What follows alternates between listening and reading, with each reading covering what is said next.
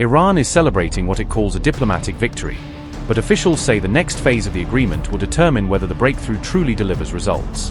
As debate grows over reported economic incentives, Washington and Tehran remain divided over what the deal actually promises and who stands to benefit. With sanctions, Hormuz transit fees, and financial relief now in focus, the toughest negotiations may be just beginning. The agreement may be signed, but major disputes over implementation, compliance, and regional security remain far from resolved. The release of the US-Iran Memorandum has triggered a fierce battle over who emerged victorious from the negotiations. While Washington portrays the agreement as a framework tied to Iranian compliance, Tehran is presenting it as a major diplomatic win.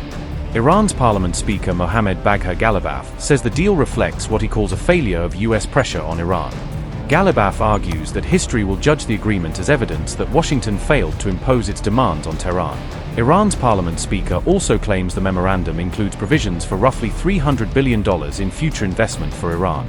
Mohammad Bagher Ghalibaf said, and I quote, "The other side is not willing to accept that it was the aggressor, because in that case it would have to pay all damages." Instead of paying compensation, the text emphasizes concepts such as reconstruction and economic development.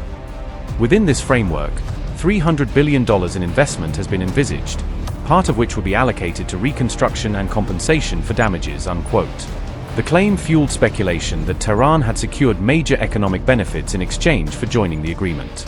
However, US officials quickly pushed back against that interpretation, insisting the deal's benefits remain tied to strict conditions and compliance requirements.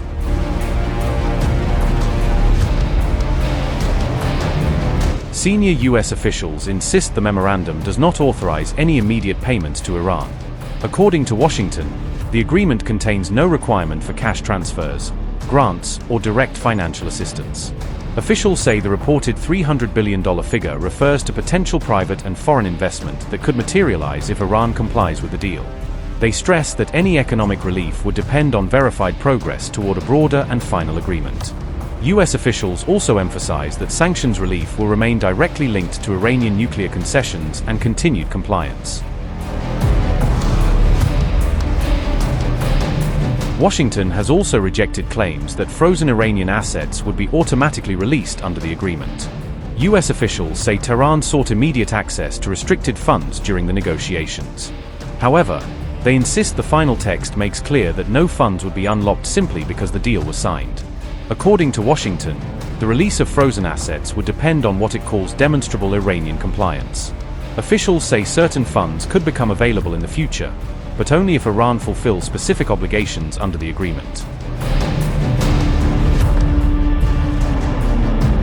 Iran's parliament speaker says Tehran plans to introduce shipping fees in the Strait of Hormuz once the 60-day transition period ends. Ghalibaf says the fee-free arrangement outlined in the memorandum was never intended to remain in place indefinitely. Mohammad Bagher Ghalibaf said, and I quote, "Strait of Hormuz will not return to pre-war conditions. Iran has the right to sovereignty over the Strait of Hormuz, and of course we will receive a fee for services," unquote. During the war, I wrote in a tweet that the Strait of Hormuz would never go back to the way it was before, and I still hold that view today. That does not mean, however, that we intend to disregard international law or establish rules of navigation. On the contrary, our actions will remain fully within the bounds of international law. The remarks appeared to clash with US expectations that commercial navigation through the Strait of Hormuz would remain free of new transit charges.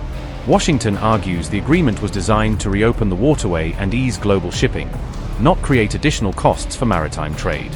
US officials also indicated that American military forces will remain in the region for the time being.